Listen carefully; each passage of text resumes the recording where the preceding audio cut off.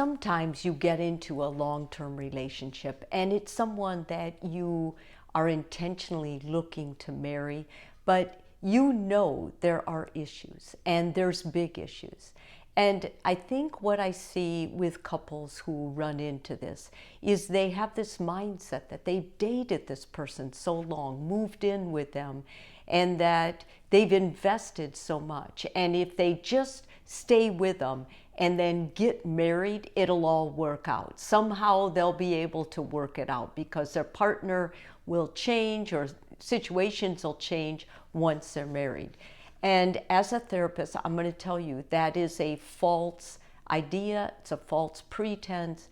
And it isn't that you wasted time together, it's that you got more understanding, you were able to see more, and it would be more likely that you'll waste a future if you stay with someone like this. I'm a big believer that couples can work things out, and if you're married, you owe that to your relationship and to any children you have to really try to work it out.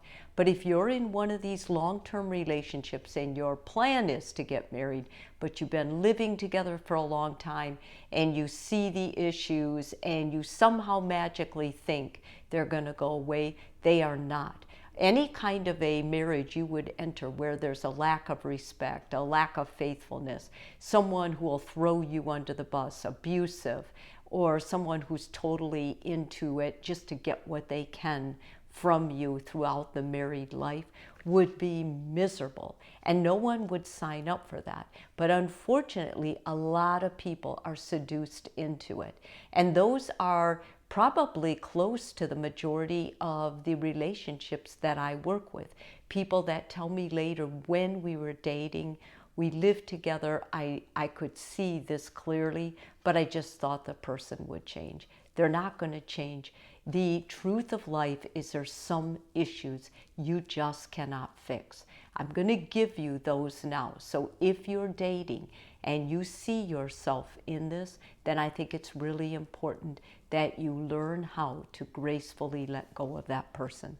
The first thing is a total lack of faithfulness. If you're with someone that thinks so callously or so flippantly about the sacredness of monogamy in the relationship, then really you have no business with that person. Having a relationship with someone who cheats on you is a clear example of their lack of respect in you. And if they don't respect you on that level, you can't teach them that. You can't beat that into them. That's who they are. They're disrespectful, they're selfish, they're egocentric, and they want a life of pleasure.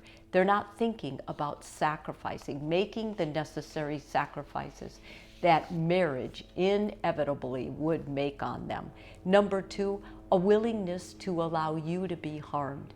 That's the really other name for that is abuse. It's emotional abuse. It's the ability to be so self-centered, sometimes so narcissistic, that they would only think of themselves. They'll do something for you if it's going to be reflective of them looking better.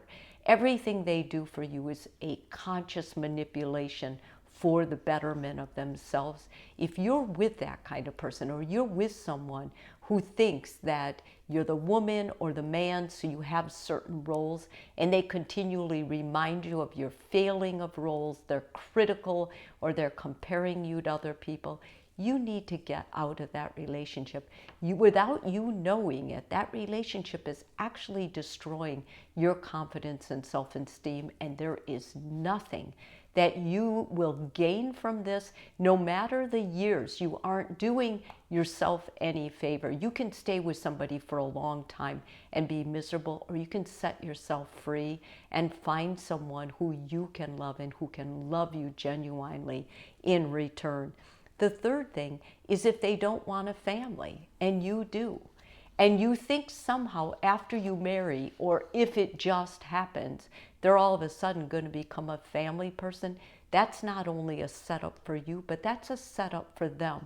The person who loses the most is the child, because you brought that child into a home where only one parent wanted them. And that's a very cruel way to raise a child. A child needs both people who want them when they enter this world, because you're the vessel that allows the soul to come in. Don't allow that. If you're with someone who doesn't want a family, that means that basically they want a life of pleasure. They want to do or they want to do their own thing. They have projects. They have things that are important to them. They find meaning in life in another way. And if they have children, oftentimes they are resentful of that child. And once again, if you're resentful of your child's going to feel that. And you're going to feel that on the relationship. It's going to be a constant source of sadness. Being a parent is something you cannot talk someone into. They either want it or they don't. Give them the freedom to make that choice. And if they don't, embrace it. That means they know themselves enough that they don't want that. And I think the fourth thing is mismatched values. All of us have really fundamental values that are important to us. If you're with someone who just totally disrespects or isn't on the same page with you at all, one of your values might be, I want to give back. I want to volunteer. Your partner might say, I work. I don't want to volunteer. I want to have my weekends free. I want to go play. That's a mismatch. You're going to meet people in your volunteer area that expand your life in another way, and your partner's going to grow more in the other way of just doing pleasurable, fun things on weekend. One of you is really going to start missing the other person. They're going to get closer to a person that's doing what they're doing, what they align with, and it's going to be a mismatch of values. At the end, one person really values community service, giving back. The other person values their own time, being able to play. If you do those together, that's great. But if that value is so poignant, the person who values their own time, their own individual things, feels different on a lot of other values too. They may resent having a faith. They may not align with being close to their family. You just never know. You have to talk about values. And the really core values, family, friends, what we do, what we find meaning in life, how we feel, our worldview, those are really important that they're shared. If they're shared, you have a good chance of really making a lot of other things work that might not have. But if you don't share values, you're going to be worlds apart the longer you're together. I think if you come up with these things and you realize, you know what, this is where we're at, then what you have to do, instead of being angry and ghosting them or doing something destructive, you need to understand that this was a learning lesson for you. Take what you can from it. What did you contribute? What did they teach you? And have an honest talk with them. Let them go with grace. They were one of your teachers. May not be a lifelong partner, but they may have taught you what for sure you don't want, or what you won't tolerate, or what you do want in a relationship that's really committed and shares a vision and is intentional about getting married, having family, and doing things together.